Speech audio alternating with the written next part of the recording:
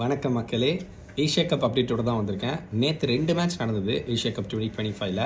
First match வந்து UAE Oman. UAE 172 for 5 அடித்தாங்க. 130க்கு ஒமான் ஆல் அவுட்டு. ரெண்டாவது மேட்ச்சில் ஹாங்காங் 149 for 4. ரொம்ப கஷ்டப்பட்டு அதை வந்து 19th ஓவரில் வின் பண்ணாங்க ஸ்ரீலங்கா. இந்த ஏஷியா கப் மொத்தமாக பார்க்கும்போது ஒரு இன்ட்ரெஸ்டிங்காகவே இல்லை.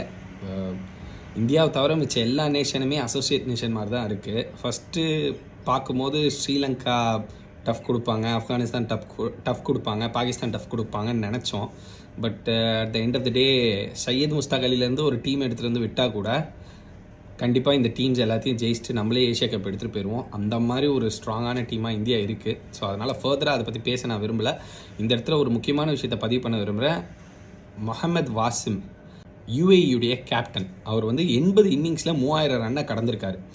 அதாவது ரிஸ்வான், பாபர் அசம், விராட் கோலி இவங்க 3 பேருக்கு அடுத்து இந்த ஒரு அச்சீவ்மெண்ட்டை அச்சீவ் பண்ணது இவர் தான். So congrats to him.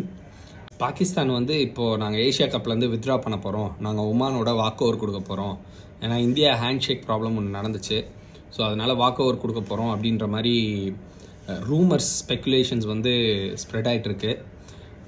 இது எந்த அளவுக்கு உண்மைன்னு தெரில. ஒமான் மேட்ச் பாகிஸ்தான் கூட நடந்தால் தான் நமக்கு தெரியும்.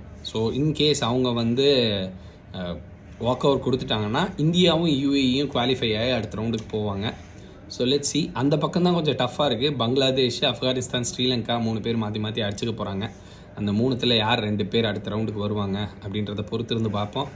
துப்பாக்கி யார் கையில் இருந்தாலும் வில்லன் நான் தான்டான்ற மாதிரி யார் எந்த ஸ்டேஜுக்கு வந்தாலும் கப்பு இந்தியாவுக்கு தான், அதில் மாற்றுக்கிறது கிடையாது.